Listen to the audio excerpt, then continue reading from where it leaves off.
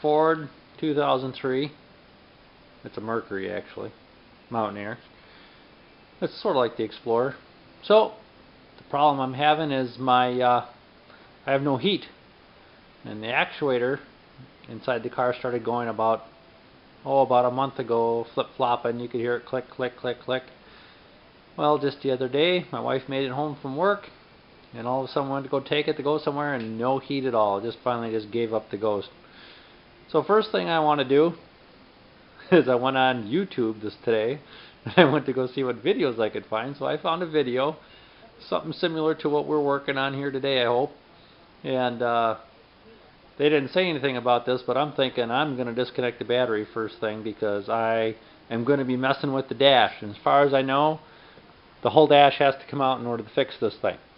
So I disconnected the battery, because the airbags in the dash, I don't want to be messing with those, and I want to de-energize them. So I want to take and de-energize the airbags to make sure that we don't have a deployment while we're taking this apart. Anyway, so first thing I'm going to do, which they didn't suggest either, is I'm going to remove the seats out of the front, because it just seems easier to me. Because the whole center console is going to have to come out. The stereo, the dash, underneath the dash. We'll see how far we got to get to. I don't know. We'll see what happens. I don't plan on getting it all done tonight. But I have to get up underneath.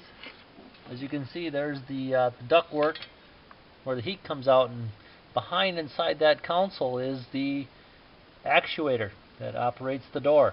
So for some reason it has gone kaflooey. So we're going to be taking this whole apart, and we'll see what happens. And I'll try to keep you up to date as I go along here. But I got the front seats out, both sides, and there they are sitting in the back of the seat back there. So perfect. Now I can work on taking out the center console. There's one screw over here in the middle that there is, and then I apparently pry up on this section here and wiggle that out, and then I have some clips down in the front, a couple of screws down here at the back end, and we'll see what happens. So got the center console out. Over here we had the two back screws. We had a couple of plastic inserts up in the front over here, and then when I got the one screw out of the center console, like I showed you, I popped that out, and then there was like 6 other screws in there. It's pretty self-explanatory, very simple for those that have maybe been more mechanically inclined. You'll see how it's attached in there. Just a couple of wires here that actually on the harness part, you just pop them off. The whole console comes out. It's out of your way, easy to work on. So far so good. So we'll keep on going forward. Alright, took out the little panel that was underneath the steering wheel, and then I went over here and I took out the glove compartment, which made it pretty easy access. Now I just got to figure out, I think I need to take out some of this console up here yet to get the center console out yet. So I think I got to do some more work over here by the instrument panel. Still working my way through it. Still not too bad yet. Well, as you can see, I got the center console loose. Actually, when I tried taking apart the instrument panel, the shield here, take a couple of 2 screws out through the top up here, and then there was only 1 screw down on the left and 1 screw on the right. Should have been 2 on the left, but it was missing. But apparently you can't get this instrument panel shield off, because as you can see, there's this little rivet that goes kind of like inside of the back side of this. So this has to come out first, and then which actually I used my slim, what do you want to call it, just like a super bar. It's got a nice thin poker, and I slipped that in between there, didn't even mar it, and just pushed a little bit. It popped right out really super easy, which, thank you Lord for that.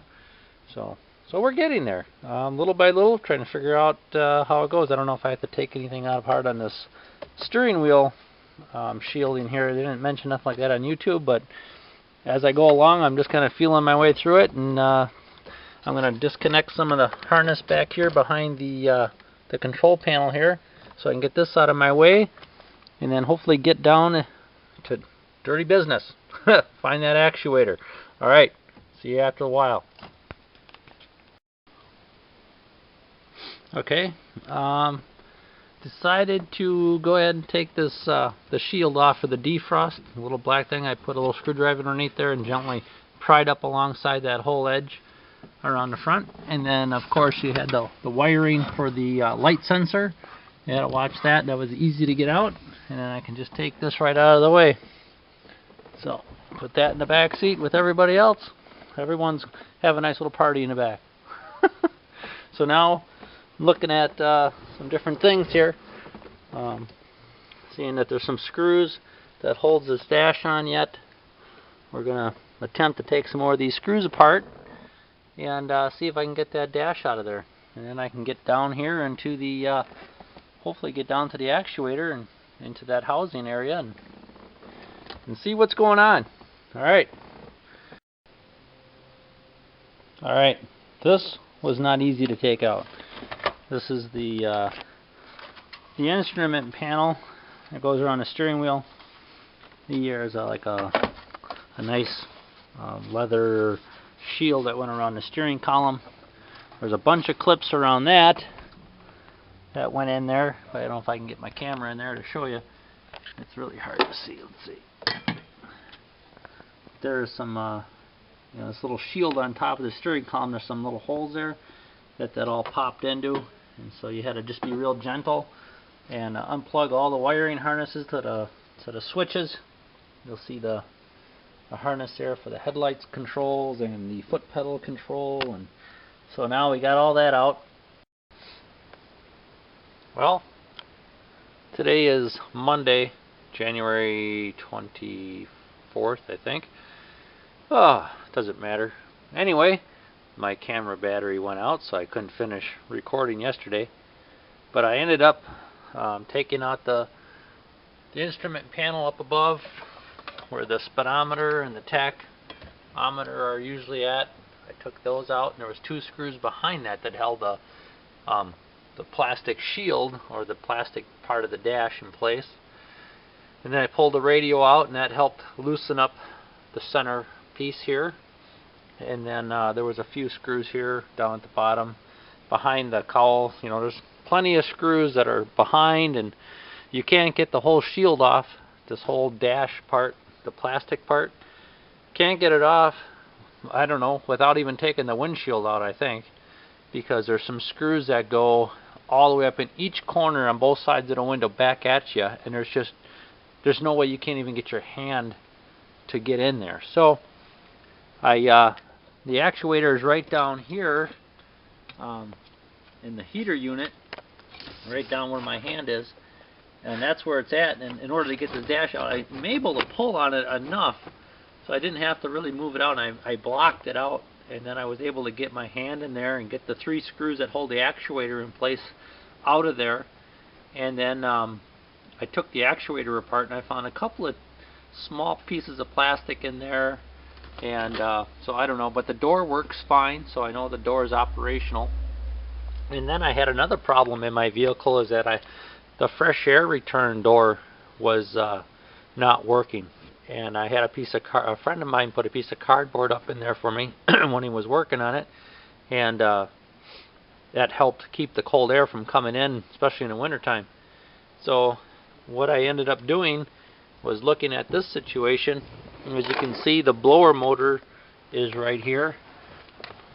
That's the blower motor underneath, and then up in that, you can see the vents up there. That's the cold air or fresh air return. And that door was actually not even hooked up. It was laying down inside the cowl. And how I got to it was I took the blower motor out, which was 3 screws. I took a couple of pieces off too also. And you see that up there, there's like a brass looking vacuum motor up there that that white vacuum hose goes to, and that operates that door. And what apparently somebody had done, because in between the fresh air return and that blower motor is a plastic screen that kind of keep out leaves and things from getting into the blower motor. Well, that was ripped open, and somebody had gotten in there and took the door right off, and I'm not sure why, but I ended up splitting that unit apart, I took the screws out and I was able to wedge it open enough to get the door out of it to inspect it to make sure there was nothing broken. And took everything apart. I took that vacuum pump off up there, the vacuum valve for operating that door. I don't know what you call it. The technical name is for it.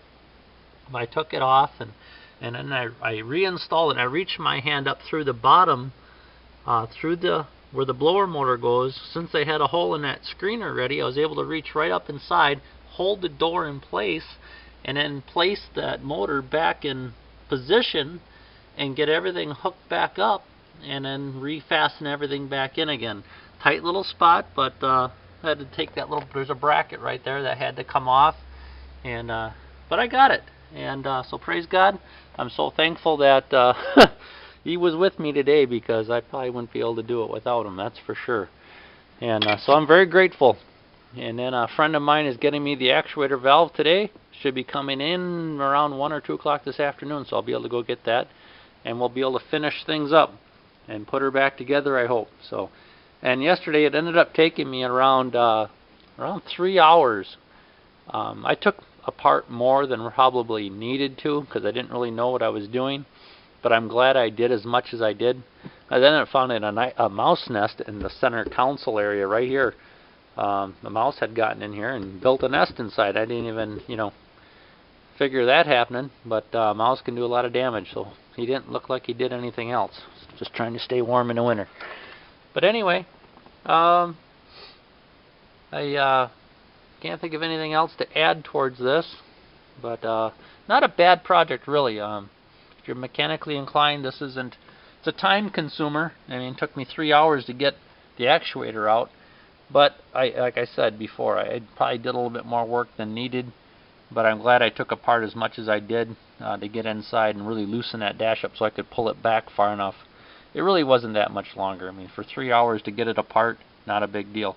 And then hopefully put it back together. Hopefully it won't take quite as long, but if it does, it is what it does. So, oh well. All right. That's all I have for now until we get the part in. All right. Today is the 23rd, not the 24th. But got the part in, and $60 for the actuation valve. As you can see, I don't know if you can see, but if you look behind there, that white block, I just got it put in. That's it right there. So I figured it took about, 15 minutes to put it in. Pulled back on the dash, get the bolt started, maybe 20 minutes. Wasn't long. It's 7:20 right now, so somewhere in there. So anyway, time to put the dash all back together. So got that part in, got it put in place, and so we'll start putting things together. So just as we go along, I'll keep you up to date. Got to put these the bolts back in here. Probably do that first. That hold the main, that's the frame of the dash, which I never did take out. Took those bolts out really for no reason. So, but that's okay.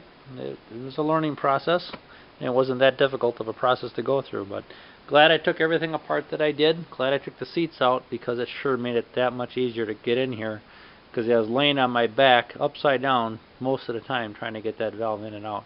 Wasn't difficult, but it wasn't super easy either. But all right, let's get on with it, putting her back together.